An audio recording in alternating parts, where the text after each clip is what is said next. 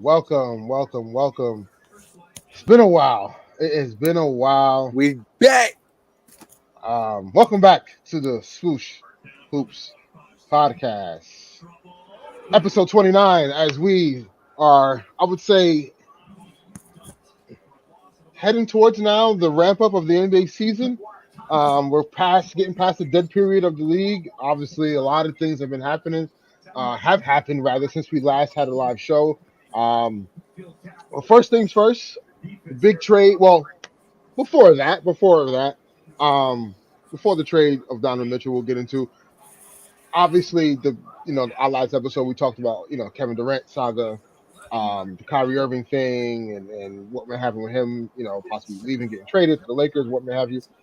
Obviously, I want to publicly apologize because I was firmly informed and felt as if the Lakers were going to get Kyrie Irving. That didn't happen. Your backdrop was Kyrie in a Laker jersey. It sure was. So I deserve to be in the super pack to Slovenia and back. But I admit, It's okay. We all had hope. yes, We all had hope. but we just kicked the can down the road. That's all that happened. We'll get into that in another time, another episode. But as we know, Kevin Durant has elected to stay with the Brooklyn Nets. I don't believe by any stretch of the imagination that this issue is over after I'm calling for your job and then I show up the next day and say, "Hey, what's going on? How you doing? How's your family?" Right? So now we're getting to present time, and we want to talk about the New York Knicks struck out on getting Donovan Mitchell. Everyone thought he was going to be a Knick. Donovan Mitchell, indirectly, sometimes you would see it, piqued his interest in joining the organization and the franchise. That didn't happen. Donovan Mitchell was then traded to the Cleveland Cavaliers, Utah East. But no, they have a really good team, young squad. Obviously, Darius Garland's an all-star. Got to give him respect and mad love. Jared Allen, another all-star. An anchor on defense, rebounder. Evan Mobley, man, is going to be an all-star plus in a few years. He's going to be really good. Isaiah Okoro, obviously, young guys coming up. Very good 3-and-D guy, developing well. They still got Caris LeVert as well. So, the Knicks, Eric, a.k.a. EricL Beats, a.k.a. Play the Youth.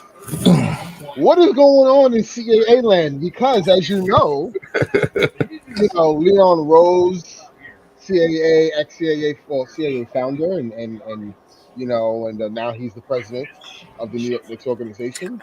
Donovan Mitchell, represented by CAA as well. I mean, how?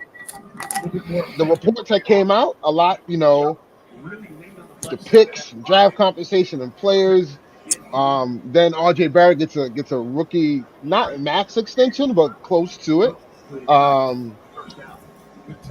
like the commitment on RJ Barrett. I don't think you would trade him for Donovan Mitchell. You want to pair him up with Donovan Mitchell. So that I'm glad the Knicks stand firm, didn't panic then, but they did offer him.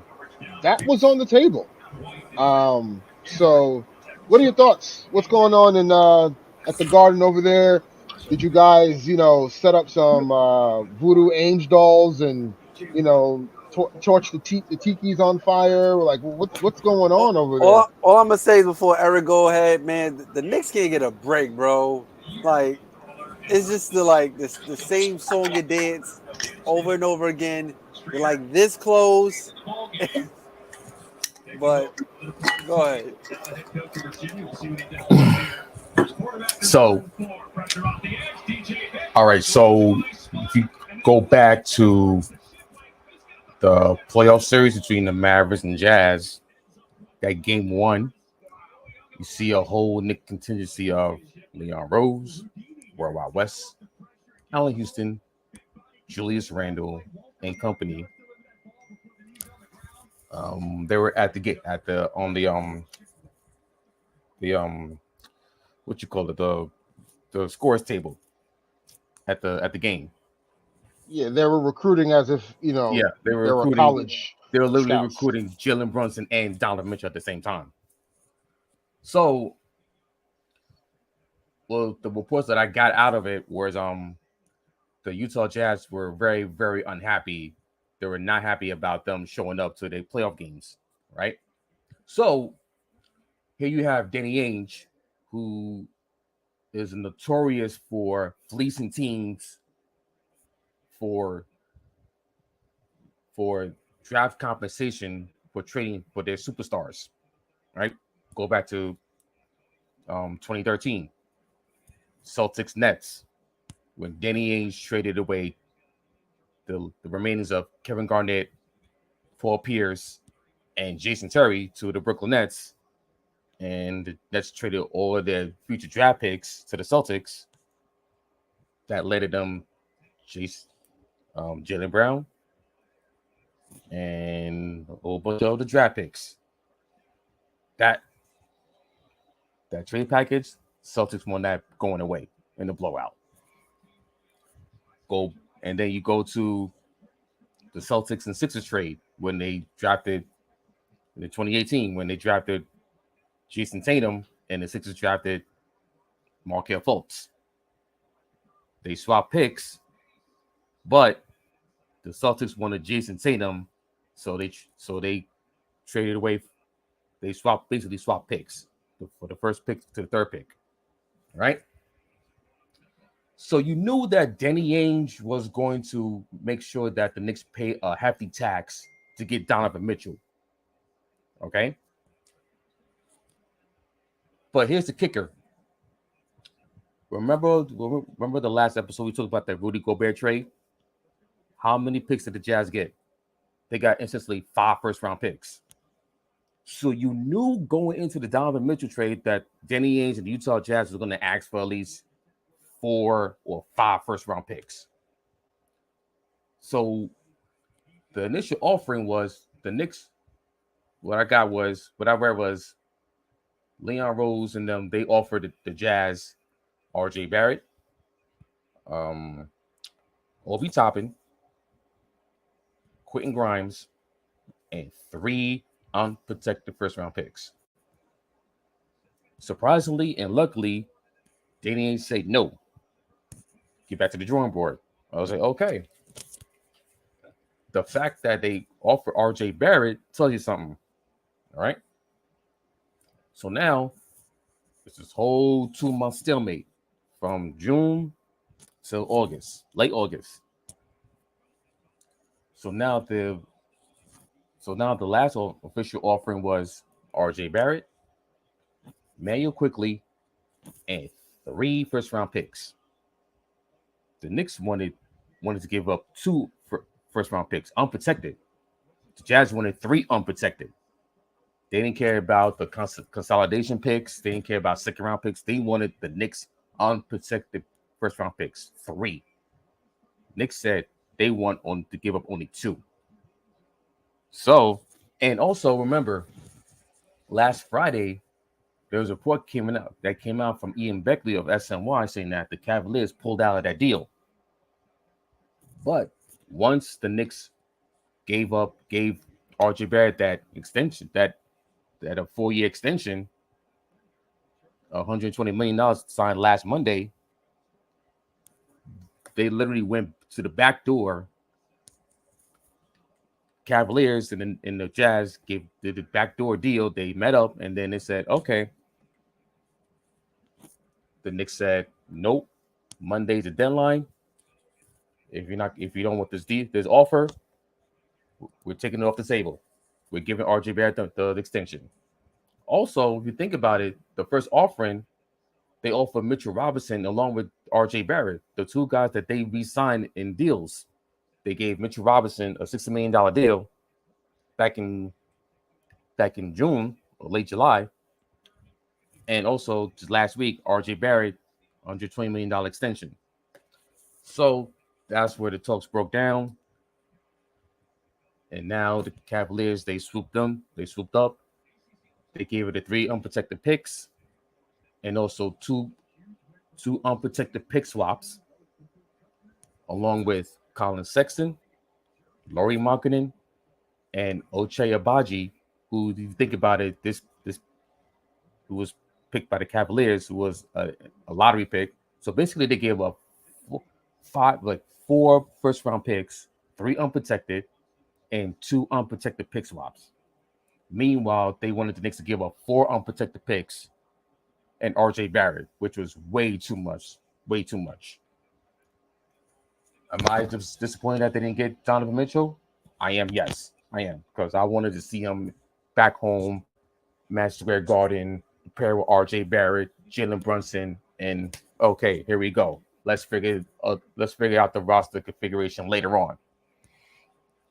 But if you take out the emotion and really look how things have panned out,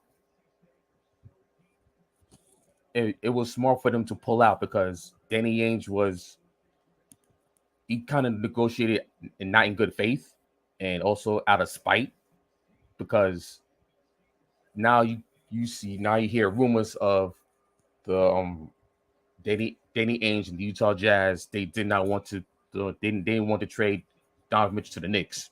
They traded him to the Cavaliers out of spite because of all the how the Knicks and the Jazz negotiations happened. Danny Ainge thought that he was gonna get over. He was trying to get one over Leon Rose, knowing that he was a former CAA agent who created CAA, also a former attorney, knowing that how negotiations work. Leon Rose made sure that I'm gonna make sure that basically he was like, okay, I'm gonna make sure that if my end of the bargain does not entice what you want, then I'm gonna pull out. I'm gonna pull out of the deal. If you don't like what I'm offering, go somewhere else and see if you can find something better. Now, as you look at it, it's like the Cavaliers gave up more than what the Knicks gave up. Actually, no. Actually, let me reword that. The offer for the Cavaliers was kind of worse than what the Knicks kind of would have offered them, but I still think the Cavaliers gave up a little bit too much. But Cavaliers are in a better position to give up the picks and give up the players because they didn't need the players. Colin Sexton, he was an afterthought, and Lauri Markkanen didn't fit the system that the Cavaliers were playing in. Because you really think about it, you got Jared Allen, you got Evan Mobley, okay, and you still got Kevin Love, who's a spot up shooter. Yep. So there was no need for Lauri Markkanen and Colin Sexton coming off a season and an injury. You got Darius Garland. You replace him with Mitchell Robinson with Donovan Mitchell. There you go. So they can afford to give up those players, and plus Darius Garland and Jared Allen are all-stars. Mm-hmm. On the Knicks side, okay, yeah, you give up RJ Barrett. Okay, so who's the equivalent of who the Cavaliers have as in pair of the roster configuration and who and how they set up and who's on the pillar of who fits in the rotation, who's the actual rotational player. Mm-hmm. It's Quentin Grimes. I don't know, but here's the kicker. The fact that Quentin Grimes was untouchable in his deal with Donovan Mitchell, which now puts the onus on Thibodeau to start Quentin Grimes, because you cannot play Evan Fournier in the starting lineup with Jalen Brunson. Now the onus is on Tom Thibodeau to make sure that Quentin Grimes gets more minutes, Obi Toppin gets more minutes, Manuel Quickly gets more minutes, because those are the 3 guys that you was willing to put in the trade for Donovan Mitchell, and Leon Rose said no, along with the unprotected picks that they would have to give up to Team Donovan Mitchell. So now this comes back to Tom Thibodeau is clearly on notice. And now Leon Rose in the front office is going to have to figure out, okay, we're going to have to pivot, pull it back, and give these give these young guys more free range to get into the rotation and play more minutes, because we cannot allow veterans like Evan Fournier, Derrick Rose, and even the Julius Randle to, how can I say this? Rack up more minutes, be a mainstay in the rotation, and instead of playing the young guys like Obi Toppin, Manuel Quickly, Quentin Grimes. So now you got a dilemma. So what's the next move for the Knicks? I got a question. All right, so let me finish this. So the next move for them is you're gonna have to trade either Evan Fournier or Julius Randle or Obi Toppin to free up the power forward spot, to see how you pivot towards playing, how you pivot towards how you want to play going to this coming season. All right. So 2 things. Why would you want to trade Obi Toppin? I thought he's part of the young core. Yeah, no, I'm just saying that it's either or, but I'm more trading Julius Randle at this point. So that which leads to my other question. So you guys are rebuilding then. That's what you're doing. They're gonna have to. It's not it. Here's the thing. Now they put themselves in this is what they did to themselves. They put themselves in a spot where they're in the middle. They're in the middle where like they're not in contention for an NBA championship, but at the same time they're not as bad as being in the lottery, and that's not good. Okay, so I'm crying right now because it's like because hilarious, man. No, I get it. I get it. It's like pretty much. I mean, we didn't sit here and think that this offseason was going to be a quick fix for the Knicks. Now, if y'all got Donovan Mitchell and if y'all chimed in on the whole KD situation or Kyrie situation, whatever y'all did, right? That would have been the quick fix for y'all. But it's like y'all in this position now, and it's like y'all didn't move. You know what I mean? Like last season, even in the middle of the season when Julius Randle was bumming it, we all came to the realization that damn, the Knicks are stuck, because the Knicks and the Lakers, we was in the same spot. We was like, damn, like we're not that good to be good, and we're not that bad to be bad. We're just in the middle. So it's like these pieces not happening, these scenarios not happening, is forcing us to be in this middle situation. It's kind of like I think the main person who's like is the cause of all of this is Julius Randle. Honestly, yeah, the main thing, because if you get rid of him, it's like, okay, what value does he have to get decent value back? Good quality role players, like you're falling right into my trap. so you see what I'm saying? So it's like, what do the Knicks gain off of him? Like, is it good value? Is it bad value? Because at this point, so wait, hold on, real quick. I just want to get this out. Go ahead. So. Under whose tenure was the Julius Randle deal made? Steve Mills. So this was before Leon Rose got here? Yeah, so when he got there first, he signed a 3-year deal under Steve Mills. With the extension, it was under Leon Rose, because he had that 2021 season. Which prior to that season, they drafted Obi Toppin, thinking on that they wanted to trade Julius Randle and insert Obi Toppin as their power forward. But what happened was Julius Randle had the second year All NBA season, the All Star, Most Improved Player, and the second team All NBA. That literally just threw everything off the table, and now they have to like basically scramble and re-sign him to that deal, and now they have to like keep Obi Toppin on the bench. So that's where here's what we call mismanagement of asset management, Mr. Leon Rose. That's what I'm talking about.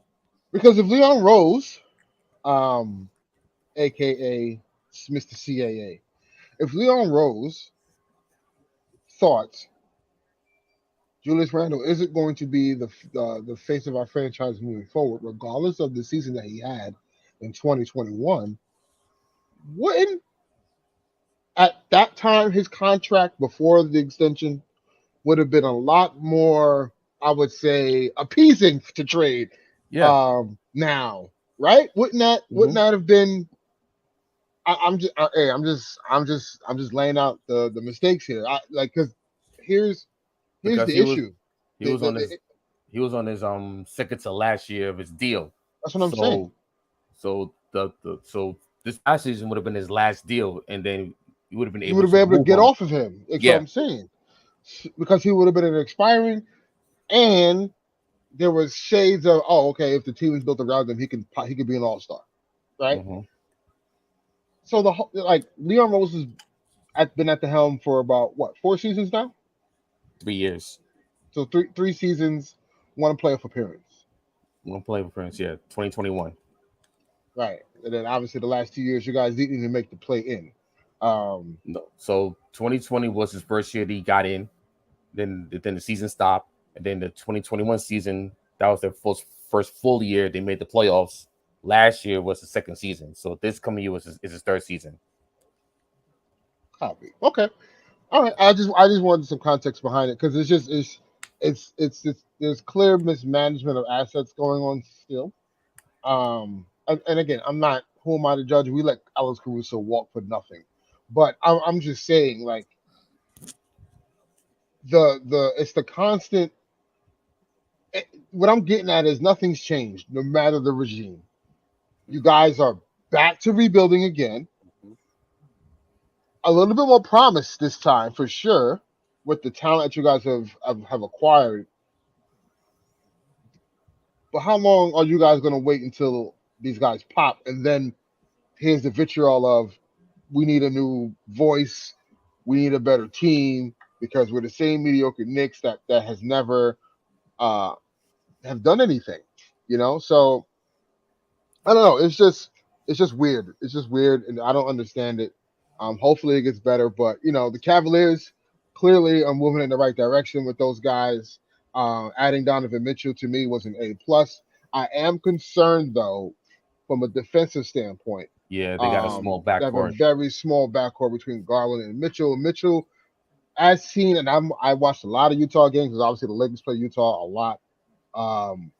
Not a very good defender, right? And Jalen Brunson, geez. Darius Garland is also not a very good defender, but I'm interested to see that dynamic duo, because it's not like how in Atlanta, right? DeJounte Murray is a defender. Like, you're gonna see, you can put him on the best right, player, right? And him and Trae Young could thrive together. I'm not saying Donovan Mitchell and Darius Garland can't. I'm curious to see how that dynamic works out from a defensive standpoint. And obviously, don't get me wrong, like, it was easy for Donovan Mitchell to sag off and not really play hard defense when you got a 7'4" guy behind you blocking all the shots, right? And Rudy Gobert. But at the same time, they have that same thing in Cleveland. So it may not be a issue for him to play this hard-nosed, lock-up, defense, because you're gonna have Evan Mobley and Jared Allen on the back line. But I'm curious, how teams will attack them now on defensively, because they are small guards. Offensively, what does that look like now? Because Donovan Mitchell loves to put up shots. And is he going to be, like, who's going to be the playmaker role? Will Darius Garland tailor more to being a playmaker after having an outbreak season last year and wanting to build on that? Or, is Donovan Mitchell going to take the step back and say, hey, like, you're the guy of the team, you know what I'm saying? I'm going to do what I can to fit in and fill in. So, again, I still think that if you're the Cavs, that was the right move to make if it was on the table. You instantly make yourself top of the conversation in the East now, at least during the regular season, because there's a lot of uncertainty throughout the East, obviously, with Brooklyn. We don't know what the hell's going on with them. Miami, where they look different, where they were a fluke last year. What is Philly going to look like? I think they'll be a lot better, but, we never know. What is Toronto going to look like? Does Scottie Barnes take a leap? Chicago, Lonzo Ball, is not going to be ready for camp. So, like, how do they, start the season off? So, I think the Cavs made the right decision, and they can strike where the iron's hot. There is a gap they can fill, but again, during the playoffs, what does that look like? So, Mhm. but again, I think the move was great. Um, I, I will admit though, I do think as much as I am a proponent of if I could get a star, F them picks. Um, but at the same time, I understand why the Knicks were like, whoa. Like if I'm offering RJ Barrett and Mitchell Robinson two unprotected, bruh, come on, Like that three that unprotected picks. right, So, but again, the Cavs were willing to give up three unprotected and two pick swaps, so essentially it was five picks, Yeah. that they got. So, And um, also, if you think about it, they're banking on 27 and 29 because yeah, because Donovan Mitchell's contract is up in ends in 25. 2025. Yeah. Yeah, so we'll see. We'll see how it ends up. Who knows? Donovan Mitchell may be a Nick after all later down the line.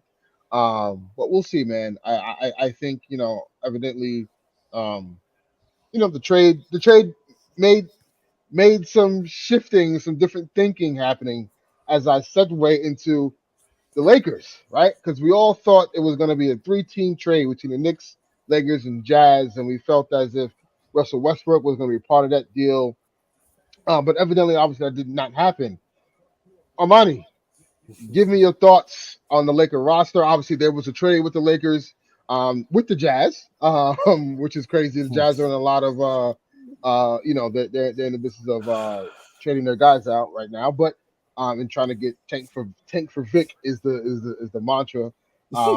But yeah, the Lakers have traded Taylor Horn Tucker and Stanley Johnson for Patrick Beverly. No picks involved in this, which says something to me. Maybe there's a hand over fist type of deal later on Mhm. because, in my estimation, I felt like Patrick Beverly was going to get bought out.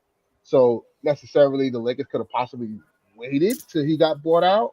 But in my Brian Windhorst, why would the Lakers and Jazz do Mm. that? No picks involved. You get a young guy that you can possibly see if he pops. You get a guy in Stanley Johnson who is a workhorse, can help your team in the immediate. I'm gonna They miss all that brother. Yeah, I'm gonna miss him too. I'm gonna They miss all that brother. they all fit the timeline, but also Patrick Beverley fits our timeline, right? Hmm. And he brings something that a philosophy that Darvin Ham's been preaching all offseason: toughness, togetherness, accountability. Hmm. He wants a dog. He wants Russ to play more defense. So we got a guy who does exactly that, who's a pit bull, who's an antagonist in a good way. You hate to play against him, but you love to have him on your team. So Pat far, Bev is a Laker. yes, Patrick Beverly, the long hated Patrick Beverly, the Clipper, Man, is a Laker. we couldn't stand him, Couldn't man. stand him. But Couldn't Armani, just stand give him. me your thoughts. Obviously, do you feel like there will be a trade that happens with Russell Westbrook, or do you think the Lakers should stand pat and say, we're going to hold on to these two picks because we could use them down the line for future trades? The team is they I just personally believe you can't get no worse than last year. So, Mm. yeah, what are your thoughts? So I'll say this, like in Laker Nation, we've been running rampant the entire summer. You got a bunch of people that want Russ head on a stick. You want him out the door, because of last season and stuff like that. And like you just said, it can't get worse than that. But like this entire off season was just like, okay, we're trading Russ. Wait, no, we're not. We're trading Russ. Wait, no, we're not. Wait, we're trading Russ. Like, we're not. So it was like a domino effect. It was over and over again. And we're hearing all these different names. We're hearing Kyrie. We're like, oh God, we're about to get Kyrie for Russ. Nah. Wait. Are we involved in this Donovan Mitchell trade for Russ? Wait, nah. Wait. What about to the Knicks? Nah. So it was just like a lot of pump faking going on. A lot of pump faking going on with the whole Russell Westbrook thing. And like for me, you know, I try my best to not get excited and hype until like I actually see something being done. So um, I would say probably after the first time the whole Kyrie trade fell through, I was already set in stone that Russ was going to be a Laker for the next season. Even when we did the press conference for Darvin Ham and Russ showed up and Darvin Ham explained to the people that was there and explained to us Laker Nation that he had good ideas for Russ. So all of this trade talk, it was kind of conflicting. It was confusing. It was like, okay, how we have this coach who has a philosophy, who has ideas for this player. He feels like he could get I wouldn't really say the best out of this player, but he feels like he could get, he said himself, he feels like Russ still has so much left to give, so much left in the tank. Mm-hmm. So why, the next day we're hearing like, obviously trade rumors is a thing. The NBA is a business. Of course it's going to happen, but it's just like, okay, how does this, if we do trade Russ, right? Like, how does this this kind of, messes with Darvin Ham's philosophy, and it's kind of like, damn, Does it? like, Does it? Because I'll say this. So I'll give you a scenario, and I want your thoughts. So obviously, there's really only right now, as far as I know for sure, there's only two teams that have been in constant talks with the Lakers, and that's obviously Indiana. Between if you trade Russ, possibly those two picks. I'll say this real Miles quick. Turner. Yeah, I'll say this real quick. So that was another point that I wanted to get to. The whole trading Russ. We're not just going to trade Russ to trade Russ. You know what I mean? Like, I agree. I agree. The deal has to be right. So if you ask me that in the beginning of the season, like I had this idea that, remember, we spoke about it multiple times, that I like the idea of trading Russ and whoever, TC, whoever you got to package, Kendrick Nunn, whoever you got to package up in that deal to get either Miles Turner or Brogdon and Buddy Hill. Whichever way, I liked it. Whichever way, I was cool with it. But then you hear, no offense, Eric, but trades Russell Westbrook for Eric Fournier. Like, I ain't trying to hear that, man. I ain't trying to hear that. Yeah, that's nasty. Honestly, I'll tell you this. And I put this on Twitter because, like, I saw the report that came out, and sometimes you think they're aggregated a lot. So that's why, like, hey, Twitter, just a quick message. When reporters are putting up stories on their timeline, let's not just read the freaking like headline and go for that reaction. Actually, open up the letter and carefully read paragraph by paragraph what that reporter or insider, quote unquote, is saying, and then formulate your conclusions from there. But don't deduce from what you just see on the timeline, because guess what they're trying to do? They're trying to get impressions. They're trying to get clickbait. Clickbait, engagement. Yeah. So when you see things like let me think of one. There was one where Johan Buvar from the Athletic had posted the Lakers are willing to send Russ home if he's not traded. And people went like berserk and obviously the Russ fans who panicked, and then you had the Laker fans who were like, "Oh my God, the Lakers can't do nothing right. They can't get any trade for him." Blah blah blah blah blah. But I'll say this: it was that was kind of like, me personally, I didn't believe it. I'm like, there was no way we was going to send Russ home. But you had to read the article in order for to understand what he was saying. Basically, like if there's still tension and Russ is not really buying into the system, and whatever Darvin Ham's trying to like run, Russ is not really with that, then at that point the Lakers may consider that. But we have never seen a Lakers organization who treats stars, even at Russ's caliber, he's a Hall of Fame caliber player, treat stars that way and just send them home. Right? I think what it was is that we seen the whole Melo situation, and we were just like, wow, like if it can happen to Melo, like as great as Melo is, it can happen to anybody. You know what absolutely. I mean? To be put in a situation where you're not playing at all, which is crazy. I would say this though, like my issue with the whole Russ issue. Yes, does Russell Westbrook? This is Ernest saying, I don't believe Russell Westbrook is a good fit with LeBron and Anthony Davis because of his skill set. Do I think they can find a way to make it work? Absolutely. Of course. Now, the flip side is, but if I can trade Russ for depth and shooting and or size that'll supplement the load for LeBron James and Anthony Davis, then I would do it, because that makes me a contender, because my two stars will be fresh throughout the year. Yep. That's the only reason I'm trading Russell Westbrook. I am not so like I got really upset because I read an article. I'm not going to say who wrote it. I just read an article. I was really upset. It was that the Lakers were very interested and high on Evan Fournier and Bogdan Bogdanovic and were willing to give up 2 picks for just those 2 guys. So I said, and I still stand by this today. I put it on my timeline. I got a lot of mentions or whatever. DMs too. I said if Rob Pelinka trades the 2027 and the 2029 first round pick and Russell Westbrook, and in return only acquires Evan Fournier and Bogdan Bogdanovic, and that's it. So that is a fireable offense. He deserves to be fired if that were to happen, right? I'll take one of those picks. Of course. But the thing is that and like people, especially on Twitter timeline, like they don't understand how negotiations work.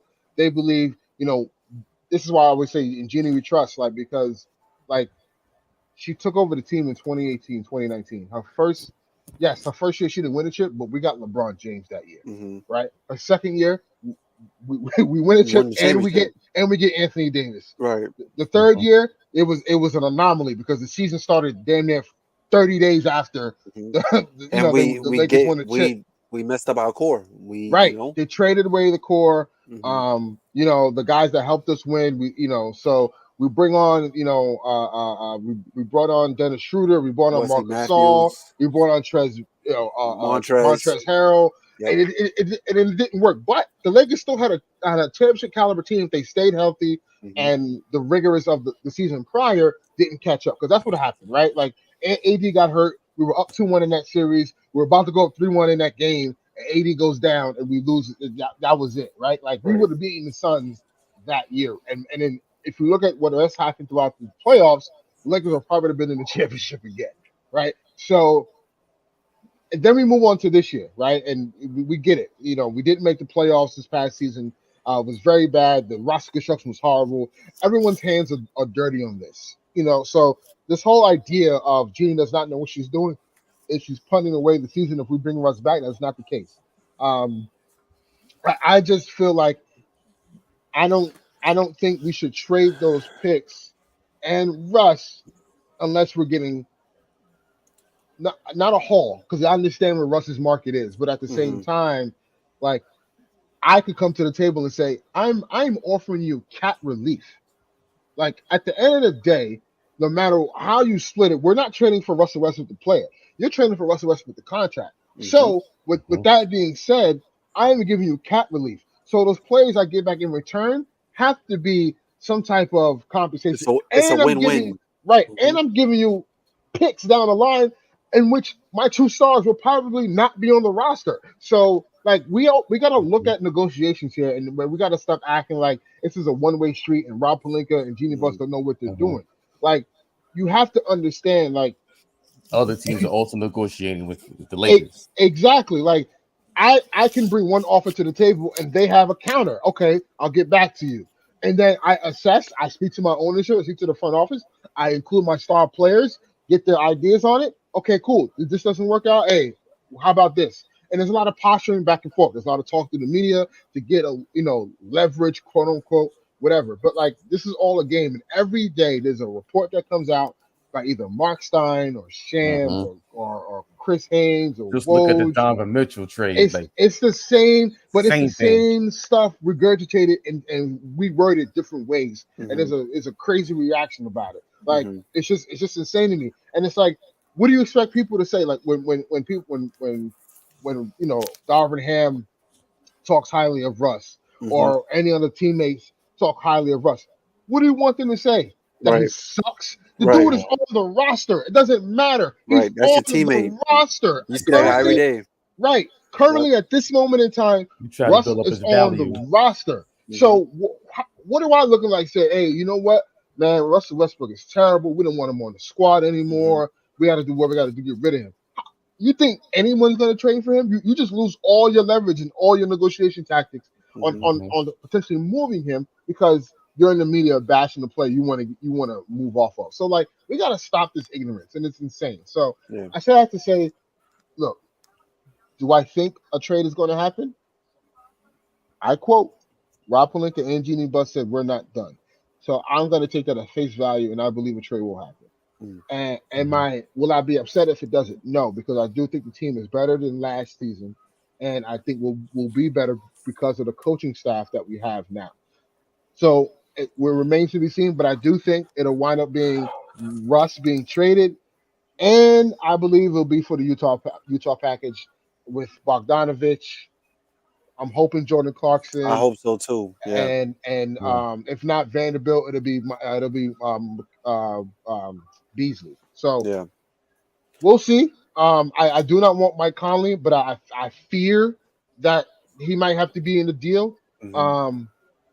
And we'll just see, man. But again, do I think Russ will be traded? Yes, I do think so. Will I be upset if he's not and they run it back with him? No, because I think Yeah. we'll be better. So Mhm. I'll just leave it at that. Yep. Yeah, I would just say just to go based off that, like I know you asked me how do I feel about the current roster right now, and obviously I feel like, you hear people on Twitter just like, you know what, this ain't built to go to win a contention. I mean, this isn't a team that's built to contend right now, and it's like I totally get it. Like we don't have names that like move the needle. You know what I mean? But it's just like just got to be patient. So like if Russ is on the team next year, all right, it is what it is. Like I feel confident because at the end of the day, like I don't think Jeannie Buss and Rob Pelinka is not going to let this happen again, and it can't get worse than it is last season.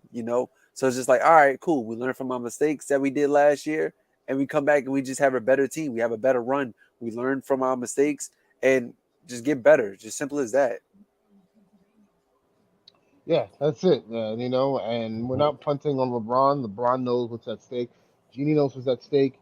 We were all about championships. That's what it is. If we don't win a chip, it's a failure.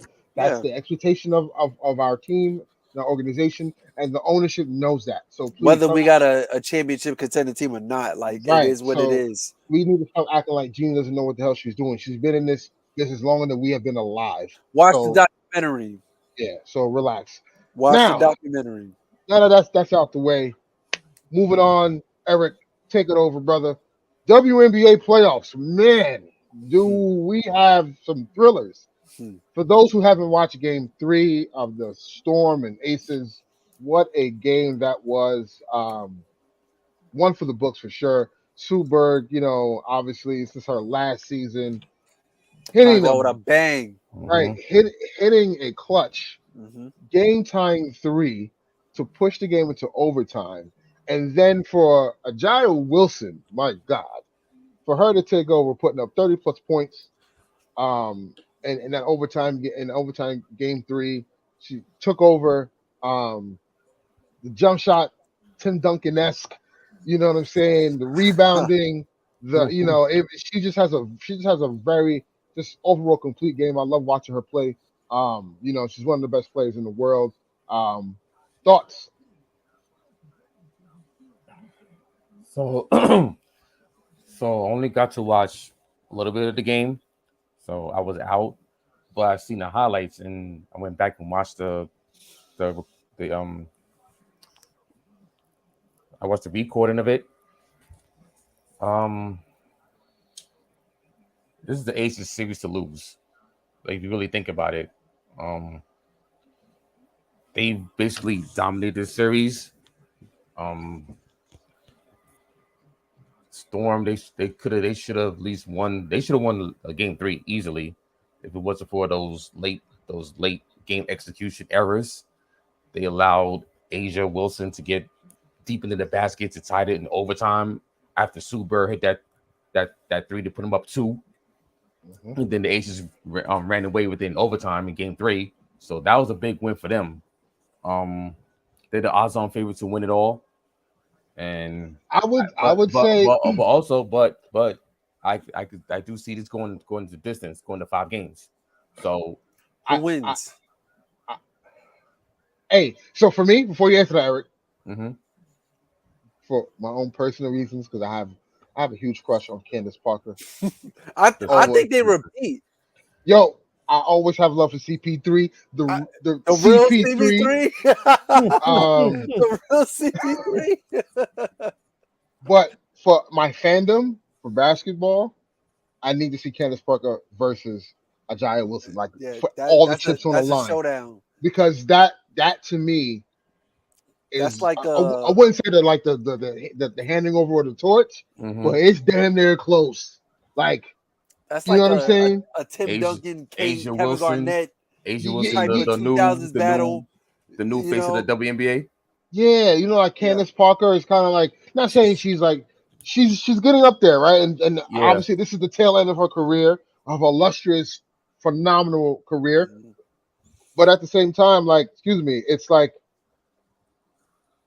Jai, listen, man, I need to see those two for all the marbles, all the Yeah. chips, the Aces versus the Sky in the WNBA Finals. Like, that's my ultimate prediction. So I think the Aces win that series against the Storm, and Mhm. obviously I think the Sky beat the Sun, the Connecticut Sun, and go on to the WNBA Finals, and we get a matchup of the ages. I'm talking old guard versus new guard. Like that's like, in NBA terminology, that's like seeing Tim Duncan versus Anthony Davis. Like, you know what I'm saying? Like at their peaks, like, or when we saw, Kobe and MJ in this And in MJ, that yeah. sense, hmm like, obviously not comparing all. I'm just saying in that vacuum when we look at, like, Just a time capsule of yeah, everything. Yeah. and I like, we need to see it. We need to see it. Yeah. It needs to happen. I hope it happens. It looked like it's going to happen, because right now the Sky is kind of manhandling the Sun. hmm And I think that the the wake up call for the Sky was the first game yes, against the yep, Liberty. yeah, yeah, And yeah, when the Liberty stole one, like I was just like, yo, like, because I was planning on going to a game, and I'm like, yo, I I've never been to a Liberty game since they came to Barclays. And I'm like, yo, I get to watch my first Liberty game. They're about to. I believe that they could beat the Sky, but then nah, Candace, yeah, nah, nah. I think that was just a wake up call for them, and just like that championship DNA that I love to talk about, when it comes to teams that's trying to run it back. I think that, with that mentality, I feel strongly that they're gonna repeat. yeah. Eric, what are your predictions? So I got I got the Aces in 5, and the Chicago Sky in 4. So finals, you got the Chicago Sky versus the Vegas Aces. Ooh, I'm going Sky repeat. Yeah. Whew, you Yeah, know I'm what's going to Sky crazy? repeat, man. But it's gonna go I back and forth, man. It's I gonna go back and I forth.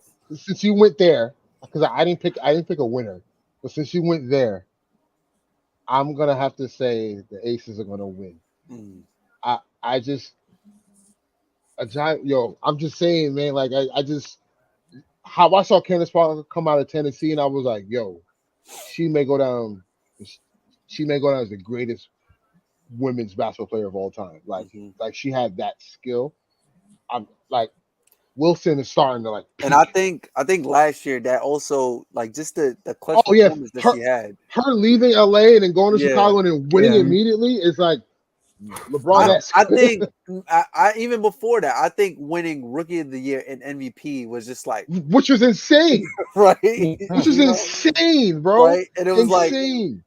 that was the only other And person to do that and was not only that, bro, was Wilt. Like, she literally had to step into Lisa Leslie's shoes. Literally. yep, Like, yeah, she had to step into that role yeah, immediately. Because, when she got there, Leslie was on her way out. So hmm it's just like, yeah. I mean, Candace Parker, Candace, if you ever watch this, I'm sorry for betting against you. I hope you watch it so it gives you some motivation, because I love to see you win. I have a special place. You have a special place in my heart because of the Sparks. I am a Sparks fan, and we have we've been very bad as of late. So But Wilson, I don't know, man. Like she literally, when she turns it on, man, it's like it's automatic for her. It's like automatic. So I got the Aces winning it all, and I got them winning in 5 games. I got them winning 5 games. So as we conclude this episode, I want to talk about just the latest NBA news around the league. What, man, are you? I would have posed this question and give you guys the floor. Aside from obviously the trade talks we've talked about with the Lakers and the Knicks, what have you, do you think any other moves will be made? Like, for like, a team has been very quiet, and has some internal turmoil right now. We're not going to speak on the disgusting acts, but the Charlotte Hornets they got to figure something out. I don't know what's going on down there. I don't know what's happening over there. They've been so quiet this offseason. Obviously, the incident happened where Miles Bridges really derailed a lot of what they wanted to do, but man, LaMelo Ball's contract extension's coming up. Right. And Montrezl Harrell, getting arrested for marijuana. Again, I want to speak, we'll stay with me, but we know what Montrezl Harrell has done. It's just a mess in Charlotte. And, that's just, for me, that's just one team I'm looking out for. Like, what are y'all going to do? You have to make some moves. I don't know where those moves are, though. What are your thoughts on any other teams and whatever, or the Hornets? Also, Danilo Gallinari towards ACL. He's out for the season. Yep. We could. I would say 90%. Yeah, 90%. I got this confirmation. 90%. I'm believing it, and I'm taking this guy's word for it. But this is Melo. This is about Melo. I think Melo goes there. Damn. I did tweet the other day. I just put Melo in the clover. I seen that when the news dropped, because I think they've been talking as of late. I know it was 3 teams Melo has been talking to. Obviously, the Lakers, the Knicks, and 4 teams. Sorry, it was the Lakers, Knicks, Nets, and the Celtics. Obviously, the Lakers were, I think he was kind of waiting if the Kyrie thing were to happen, and what may have you. I think he would have been back. Because he would have filled the need. Yeah. But obviously, with where they're going, and obviously if they trade Russ and get those pieces, I don't see where Melo fits. If you got either Bogdanovich and Clarkson and Vanderbilt or Beasley, like there's a lot of wings there already now. Yeah. And then obviously with the net situation, that's just turmoil. So I'm kind of staying away from that. It's very unpredictable right now in Brooklyn. We don't know what's happening there. And then the Knicks. The reunion, what does that look like? The direction of the team wants to play more youth guys. Melo kind of doesn't fit that. Yeah, it doesn't. But the Celtics, the Celtics are on the timeline that he kind of is on, where he just wants to be in a position where he can try to win a ring before he's out of the league, before he retires. And they are in need now of a backup small forward / power forward. And one of the best guys that can fit the role that Gallinari was going to play is Carmelo Anthony. I hate to see him in that slime, but oh my goodness, man. Yeah. Yikes. Yeah. I think Melo's a Celtic. I'll go with probably 2 teams, both in the Western Conference. The first one I'll go with is the Pelicans. I like what they did last year. I mean, nobody expected them to be there. It's just like, how do you capitalize on this now? Like, how do you go forward? Like we still haven't seen Zion in the court in like almost 2 years. So it's like, okay, I'm not saying that extension. And they're getting the scary thing about the Pelicans is they're getting a 27 points per game score, on top of CJ McCollum and obviously the All-Star Brandon Ingram. So I'm interested to see now how does the dynamic work? I know. Yes. I, as a Laker fan, Javon, I will lament the same sentiment as you. We all Yeah. do. We Yeah. all do. Okay, Um, we all do. but it's just it's I don't know, man. Like I just feel like if Brandon Ingram takes that leap, right? Like what? I hope he what will. I hope I he hope he does. does. Man, I hope he does, he man. shows. Remember, Yo, Because when he he became he an did all come up. star. I'm sorry, When he did come up big in Go those ahead. in that playoff in a couple Yeah, of games against the Suns, though. but yeah. no, he He was did. He did. automatic. He Yeah, was He remember? automatic. did. He was Yeah, But automatic. my thing is now that you're getting Zion back, who subsequently has to like prove it to everybody now that he's not, this lazy guy. It doesn't work out, and the hmm injuries are kind of behind him, and the hype he has to live up to a certain degree. What does that do with the dynamic? As far as the offense being ran through Brandon Ingram, him having the ball a little bit more. Herb Jones. What's his role? Does he take a lead? And again, a lot of these guys are not going to be stars. Jose They have to be Alvarado. right. They got to be all stars in their roles. But at the same time, I'm just curious what it looks like. I think the Pelicans will be a good team this year. I think I think the West is very stacked. Um, Can you say that for with both? Can you say that for both well, conferences? yeah. But here's the thing with the West. It's not the same usual suspects, right? Like obviously, you got the Warriors up there, That is right? true. But like now, it's almost like the new guard. Like you have Memphis, right? hmm Then not you're gonna have the Timberwolves. To me, listen, I think Anthony Edwards is going to put on a show this season, and it's going to be must see TV. So I think the Wolves are going to be like are going to be the Grizzlies of last year. Um, and then on top of that, you got the Pelicans. So like it's the teams that we normally kind of don't see are at the cream of the crop, right? And then Mhm. you're gonna have the Warriors of the world, the Clippers, the Mavs. I think the Mavs actually take a dip Yep. because of losing Brunson. Yep. I get adding Mhm. Christian Wood helps offensively, but he, Mhm. Christian Wood is hit or miss Defensively, sometimes. they're Yeah, he's still But trash. what Still really bad. What Jalen Brunson did was like he held the fort down while Luca While was Luka was out, out. Yep. yeah, especially during the but playoffs. but not only that, he helps with the ball handling responsibilities. Yeah, And I get it now. Like you have Spencer Dinwiddie who can do that. Tim Hardaway Jr. is coming back from injury, but I just think Jalen Brunson was able to run the offense while Luca could play off the ball. and I Um, and I think that's going to help the Knicks very very big with getting that ball out of Julius Randle's hands.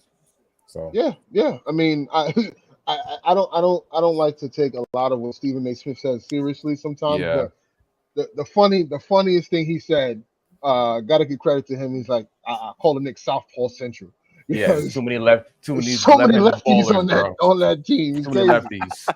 Um, and, RJ could go right, but but Julius Randle, like, come on, man, they my all go God, bro. left. They all go left. And then So go ahead.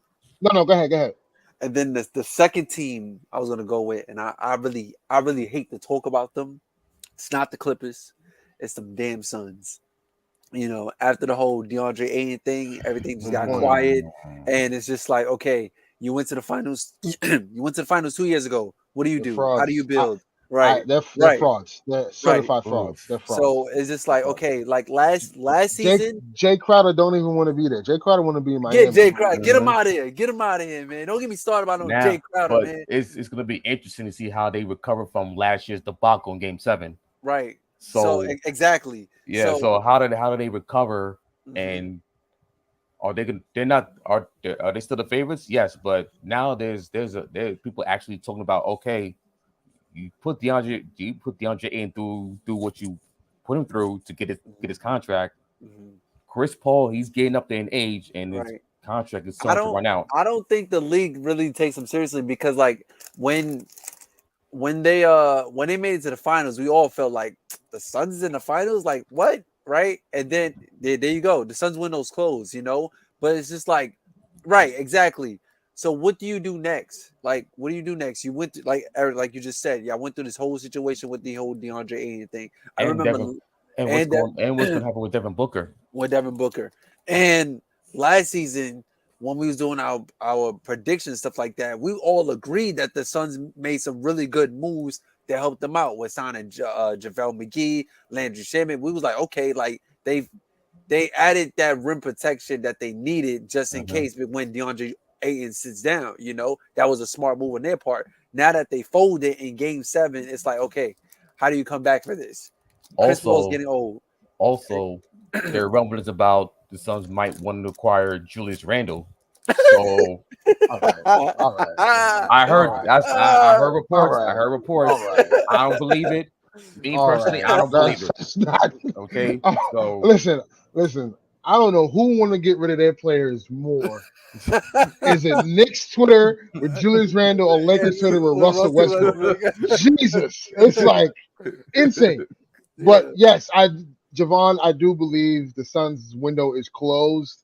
To your point, Armani, I like to talk about the basketball things, but also like to talk about the locker room stuff. And then a lot of the stuff people don't take into consideration. DeAndre Ayton knows this ain't the place for him to be. They didn't want to give him the max. They didn't, they were willing to trade him if push. Right, if push come to shove. I think somewhere down the line, a deal will be made. That team won't be the same. So the Suns are definitely a team that are going to be looking to make some moves. The owner, that situation. Yeah. So that kind of is not under the radar for some weird reason. But anywho, up that under the rug. Yeah, I just think again, there's going to be a lot of teams in the West that are going to fall back, and then there's a new blood, right, of teams that are going to arise because of the young talent taking over, and then obviously in the East, Miami, I don't know. They didn't make any moves. Udonis Haslem is playing his 20th season. Playing his 20th season. They had a whole media thing about. I was like, what are they doing? It was like, oh man, like they was report. Udonis Haslem doesn't know what he wants to do. Is he going to retire? Is he going to resign? Bro, just with nobody join the Heat front office, man. Come on, man. Bro. Here's gonna put Ross the spot. Here's my thing. I get it. You want to take care of the guys, but give him a spot on the bench for on the coaching staff, and then use that roster spot for somebody that you can actually play, or put him in the front office, bro. Something, bro, because that's it's crazy. No, Javon, no, we're not doing that. No, Luka is not going to New York. But you have a better chance of Zion going than Luka, I'll tell you that. But here we go. Yeah, over Marquinhos' dead body. I already heard about SGA, but they might talk SGA. So nah, I'm stop. Yeah. Let's stop. But to your point about Miami, yeah. Hey, yeah, what do you do? Pretty much, they let PJ Tucker go. Come on now. Right. Yeah, man. That's a big loss. Huge. I think big loss. Once the whole Donovan Mitchell situation and the whole Kevin Durant situation, when I didn't personally believe that they was going to get either of those guys, but just when the window was missed, it's kind of like, okay, what do we do now? Who do we go after now? You know what I mean? But I just think it's very disappointing when the only thing you do in off season is announce Udonis Haslem is playing his 20th season. So that's just, and especially he was in the Eastern Conference Finals and just won. They were a Jimmy bucket. Jimmy, right? Still in that series, from still in the series, and that's what you show for it. That's how you come back for it. And also, Tyler Herro's extension is coming up. Are they going to pay him the full max? Or I don't. It's not happening. You can't. And I know he was hurt, but he was unplayable in some of those games. So exactly. You don't give that a player who you can't play in the playoffs a max contract. So. No, think about this. Him and Duncan Robinson couldn't play in that series. Yeah. So I do anticipate during the season there will be a move because I feel like they have to make a move. They're not good enough. Clearly, as everyone stands now, Brooklyn, Boston, and Milwaukee are clearly better in a different class, and you could put in Philly now too with the addition of DeAndre with the Anthony Melton and PJ Tucker. They're in a different class than Miami. I think Miami has regressed. But can you? But I mean, let me say this. But can you say that all 4 teams do have question marks? Well, we all know what Brooklyn's going through. The whole Yeah. You know, we don't have to get into that. We all know what that. But Philly is like, can you trust them? I think Milwaukee, Milwaukee, I can trust. Milwaukee's safe. No, not Milwaukee. Philly. Boston. Nah, you're making me say it, but Celtics Boston, and Bucks, I can trust those teams. The Nets and the Sixers, they got question marks. Right. Yeah, that's what I'm saying. Yeah, like, but what I'm saying is right. But what I'm saying is, as it stands now on paper, no narrative or whatever is going on with these teams. I'm just saying on paper, the talent what I see, Miami's not in the same class as Boston, Brooklyn, Boston, Brooklyn, and Milwaukee. They're not in that class. I'm sorry, they're not. They're just not. They're just not. So I'll say since we on the topic, we could throw out another team, Chicago Bulls. Yeah, you know it's crazy. I was gonna bring them up and the Hawks. So yeah. Yep. The Bulls are in trouble. I still got questions about those 2 teams, the Hawks and the Bulls. Yeah. Because I have more questions for the Bulls than more so the Hawks. Right. And here's why. Something. Right. Here's why. The Hawks solved the problem. Right. Clearly, when they played Miami, it was trap Trae Young, and everyone else got beat us. It looked bad. It was a nightmare for him. And I do think John Collins will be moved. And it won't hurt them necessarily with their nucleus, right? I still think they'll have their guys intact with that deal, and then they'll get some comparable pieces in return. But for Chicago, I'm concerned because now that Lonzo Ball, and the reason why they were top, I think they were a top 5 defensive team last season. And they were like I believe in the top. They were definitely top in the league in pace on offense for sure. That was because Lonzo Ball was the point guard, right? He was pushing the pace and he played defense. And he let just the 2 guys who really don't play defense and DeRozan and Zach just go off and get theirs, right? But now you have Vucevic going to a contract year. And they gave up those picks and Wendell Carter Jr. to the Magic. Right. I felt like they should have dealt him last season. And then obviously I thought this offseason they would have went out and got a point guard. And they lost Troy Brown Jr., who was a wing defender for them to the Lakers. So like I don't know.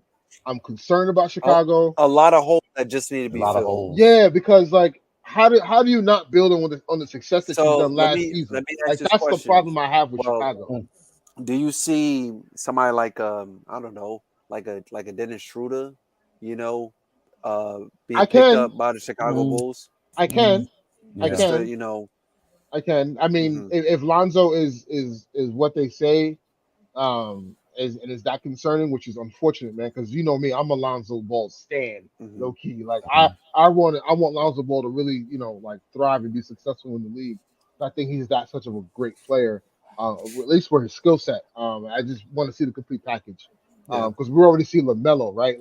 I want Lonzo to get there, and it looked like he was getting to that trajectory. So it sucks that he can't stay healthy right now, but I just think they should have made an insurance move to get a point guard, and they should have went out and got a big man, at least something to shake it up a little bit. Not, like going into next season, they're banking on Patrick Williams taking this huge leap, and I'm like, whoa. Ooh, that's a lot of pressure, man. What are we doing? You know what I'm saying? Yeah. They're also banking on Ayo Dosunmu. Yeah, Dosunmu. Like they're banking on him to take a leap, and I'm just like, they still got Kobe White, right? But but like it's just like, are you going into the season as Kobe White or Alex Caruso as your starting point guard now? Now that Caruso. Listen, I love Caruso. You know that. But like the bald eagle, right? Baby Braun. But but it's just I don't know, man. I felt like they didn't do enough this offseason to capitalize on what they've done last season and its success. And is DeMar DeRozan going to have the same regular season as he had Right. last year? Yeah. I don't think he will. He's So 1 it's year just older. right. 1 year So older. it's just like, they didn't really make a move. But It's like what is the direction of the Bulls? Mhm. So they're right now they're in purgatory. they've like I put like let me ask you this. Do you see the Bulls, the Knicks finishing with the same area in the standings, Yeah, of course. or do you I see definitely do. Yeah. Yeah. because to me I see where the Knicks are direct. I see what the direction the Knicks are going. Okay, Udonis so Haslam, you man. got to Udonis Yeah, Haslam. yeah, Sean, you got UD. You good now. Y'all straight. Udonis has them. You know what I'm saying? Remember that play against the Lakers when I forgot who threw him the lob, and he caught the ball and he just fell down. I was just like, all right, Udonis, like stay on the bench, brother. But yeah, man, like the Heat got their franchise player, and they're good. They're about to win a chip with UD as the Finals MVP. But okay, Eric, go back to you. Go back to what you were saying. So I was saying is do you see the Knicks and Bulls seems in the same tier in the Eastern Conference? Because I see what the Knicks direction is. It's like if they're not a playoff team, then I can see them tanking with the young guys getting a high lottery pick because of the 2023 draft. With the Bulls, I think they're more in danger of being stuck in the middle.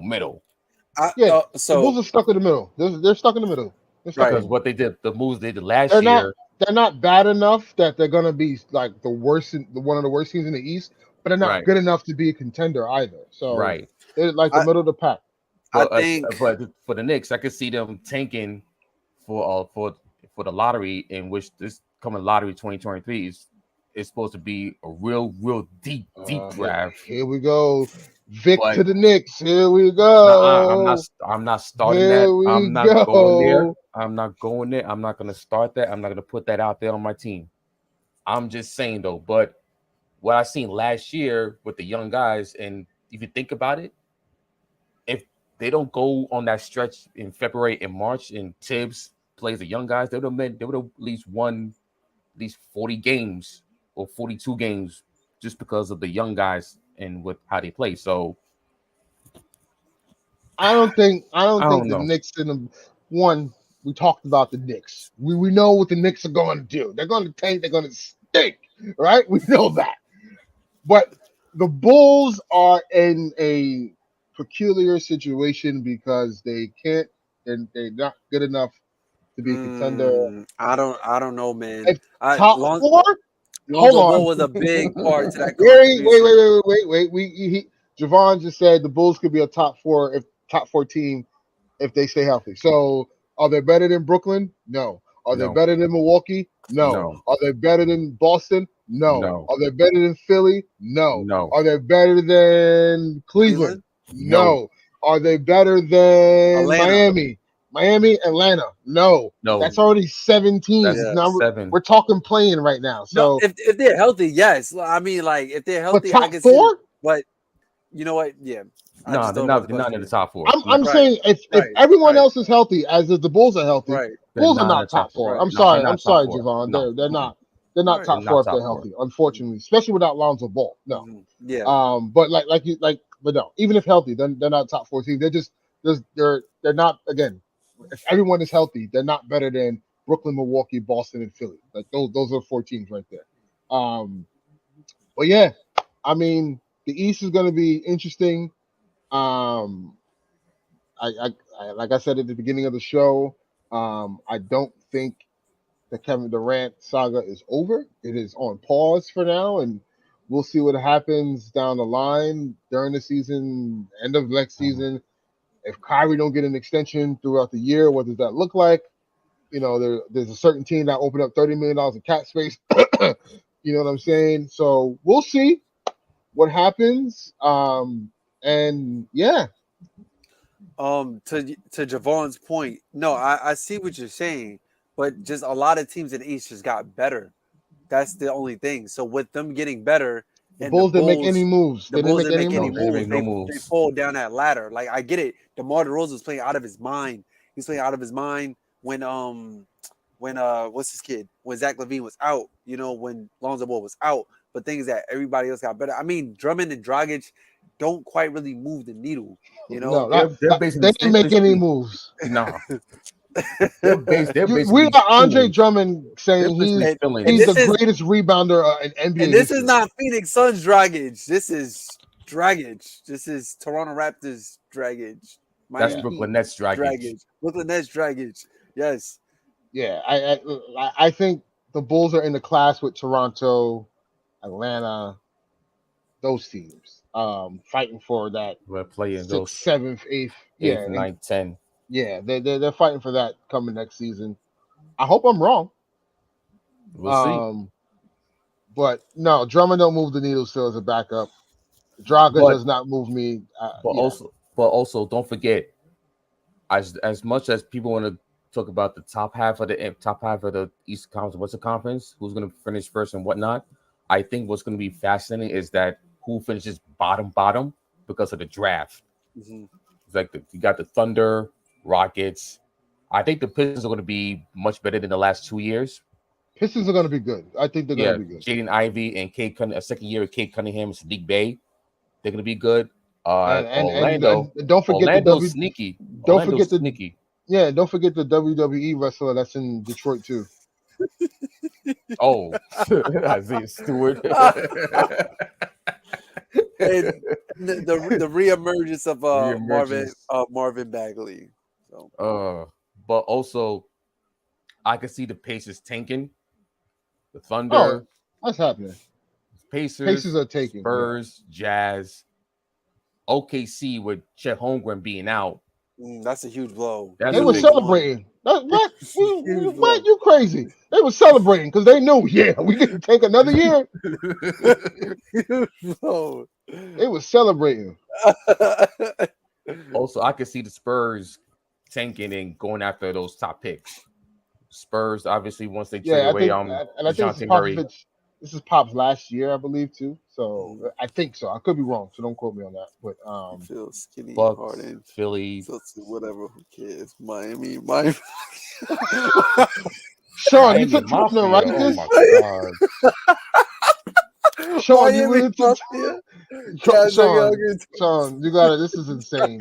Sean, this is in 4K, right? This is in 4K. Yo, I got a new laptop, so I can see it's clear to me now, yo. This is you're a down bad, brother. If you're saying Miami, like you can't be that down bad. I understand last year, I get it, but Sean, you got to stop this propaganda. This is not good for your health, brother. I mean mafia. This is insane. This is sickening. That's sickening. Mafia. Oh, heat culture. Yeah, what happened in that series against the Celtics? Ooh, they were ugly. Those games are ugly, bro. Let's stop. Listen, Max Strauss about to be your best player. Have at it. But yeah, man. What happened to Donovan Mitchell in Miami? Yeah, and KD in Miami. What happened to all that? What happened to that? But anywho, hey, listen, I'm excited for the new season to start. We back. As much as everyone else is, we've passed the slow part of the season, or the off season rather. We will start to see a lot. Sean, them fake ass dreads. Come on, man. His name is not Jimmy Buckets. His name is Jimmy Bundles now. Okay, that's his name, Jimmy Bundles. All right, because he got the bundles on deck to get the lace fronts and the weaves and all that. But anywho. It's gonna be a look like Kenneth Fareed to me. Oh man, it's gonna be an exciting year coming up. It's gonna be really interesting though. It's gonna be interesting. Yeah. In the next couple of weeks, obviously, LeBron has his mini training camp. So for chemistry purposes. So we'll see. LeBron, I agree with you 100%, bro. Knicks make the play. Okay, this show is over. Because that's what did Stephen A. Smith say? Stay off the weed. Ain't no way we got two top 5 players in their position missing the playoffs versus a team that doesn't have a top 15 player on their roster. Let's stop. Let's stop. Okay. Quentin Grimes, we trust, baby. All right. Okay.